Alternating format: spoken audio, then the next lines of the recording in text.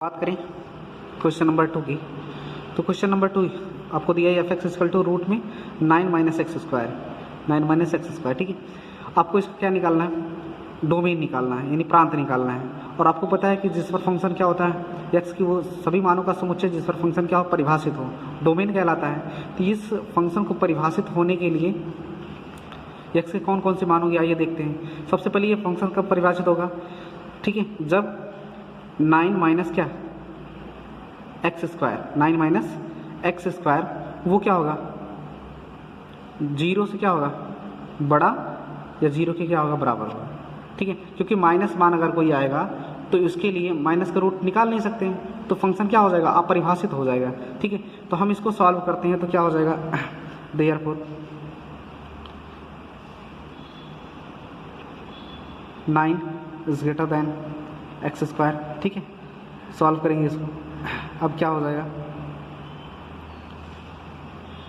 Therefore x square, ठीक है, is less then क्या 9।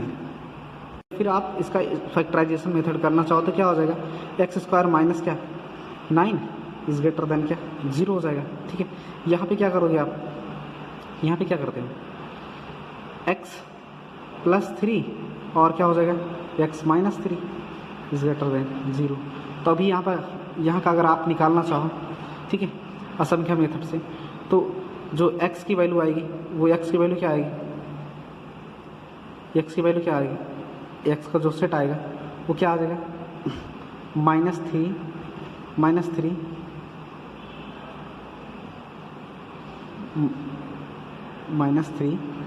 टू कहाँ कमा +3 तक। ये चीज़ कहाँ से आया है, असंख्य आप नहीं पढ़े हो, आगे पढ़ोगे आपको, ठीक है। और जो लोग जानते होंगे ये चीज़, वो चीज़ क्लियरली हुआ। यहाँ पे देखते हैं ना कि x की कौन सी वैल्यू इसको सेटिस्फाई कर रही है, x की कौन सी वैल्यू इसको सेटिस्फाई कर रही है, या फिर आप डायरेक्टली यहाँ से निकाल सकते हो कि x की कौन सी वैल्यू इसको सेटिस्फाई करती है, ठीक है। तो कुछ टीचर्स ऐसे बताते हैं कि ढेर सारी वैल्यूओं को रखते हैं, ठीक है, और असंख्य मेथड से आप करोगे तो ये चीज़ डिफाइन होगा, ठीक है। तो x के जो अंतराल आए वो क्या होंगे, यहाँ पर हम क्लोज इंटरवल ले ना, क्लोज इंटरवल ये मतलब -3 और क्या 3, ये दोनों इंक्लूड हैं इसमें, ठीक है। तो x के अभी x का निकालना चाहो, x बिलोंग्स किस में, डोमेन निकालना चाहोगे तो कितना हो जाएगा, माइनस, यानी -3 से 3 के बीच होना चाहिए ना जो x, तो -3 -2, ठीक है, -1 0 1 2 और कितना 3, ये सारा का सारा क्या रहेगा, इसका डोमेन रहेगा, इसका क्या रहेगा डोमेन, ठीक है। नेक्स्ट बात करते हैं इसकी रेंज की, ठीक है, यानी परिसर की बात करते हैं।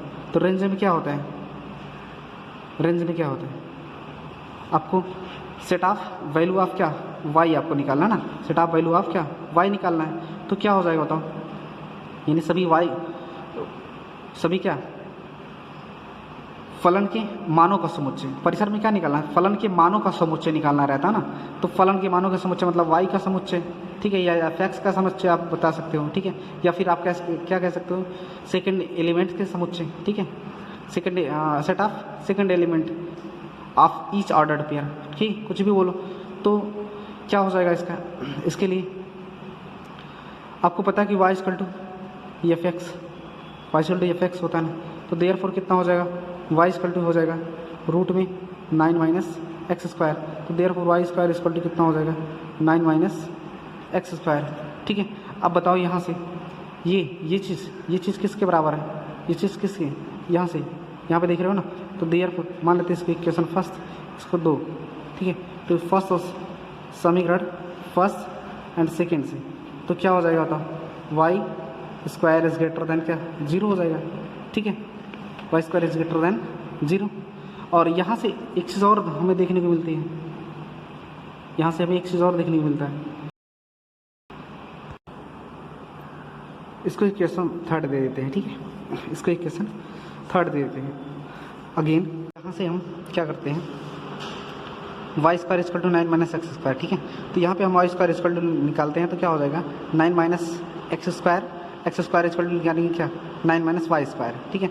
अब यहाँ पे एक चीज़ देखते हैं, ये जो है 0, ये जो 9 है, ये 9 क्या है, ये इज ग्रेटर देन और इक्वल टू क्या 0 से बड़ा है कि नहीं है, यहाँ पे तो भी एक कंडीशन दिया है, इसका मतलब क्या सॉरी ये यहाँ पे ये इसके बाद, ठीक है, इक्वल टू क्या r इज लेस देन है, तो यहाँ जो एक्स स्क्वायर है ये भी तो क्या इज ग्रेटर देन और इक्वल टू क्या 0 के है, ठीक है भाई। दो कंडीशन है ना, एक तो पहले इसमें था और दूसरा ये भी कंडीशन दिया है, ठीक है। तो फिर इस कंडीशन से क्या लेते हैं, इस कंडीशन से क्या निकाल लेते हैं अभी ये बताओ।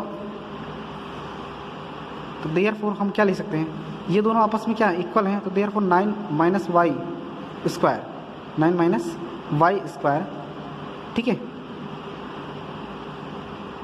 इज लेस देन और इक्वल टू क्या 0 हो गया इस कंडीशन की अकॉर्डिंग, इस कंडीशन के अकॉर्डिंग, ठीक है। दूसरा कंडीशन जो दिया था हमें, ठीक है। इसके बाद अगर हम यहाँ से क्या निकालेंगे, दोनों तरफ -9 करते हैं, माइनस दोनों तरफ -9 करेंगे तो कितना हो जाएगा, minus Y is greater than क्या, ठीक है, क्या हो जाएगा -9 हो जाएगा, ठीक है।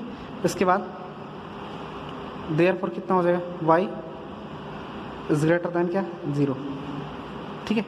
Therefore y square is less than और इक्वल टू 9, ठीक है।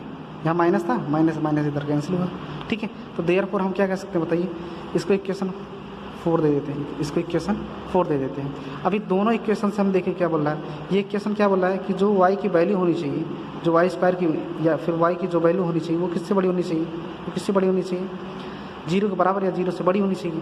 और अगर इसको सॉल्व करेंगे तो इसको अगर सॉल्व करते हैं तो y की वैल्यू क्या आती है, y की वैल्यू क्या आएगी, सिमिलरली इसी की तरह y की जो वैल्यू आएगी वो कैसे आएगी, -3 to 3 सिमिलरली, ठीक है, असम क्या मेथड से, ठीक है। y स्क्वायर अभी ये क्या बोल रहा है, ये बोल रहा है कि जो है इस इक्वेशन नंबर 3 के अनुसार जो y की वैल्यू होनी चाहिए 0 के बराबर या 0 से बड़ी होनी चाहिए। अब और ये क्या दे रहा है, ये क्या दे रहा है कि जो y की वैल्यू होनी चाहिए -3 से और +3 की क्या होनी चाहिए, बीच में होनी चाहिए, -3 से लेके +3 तक होनी चाहिए, ठीक है।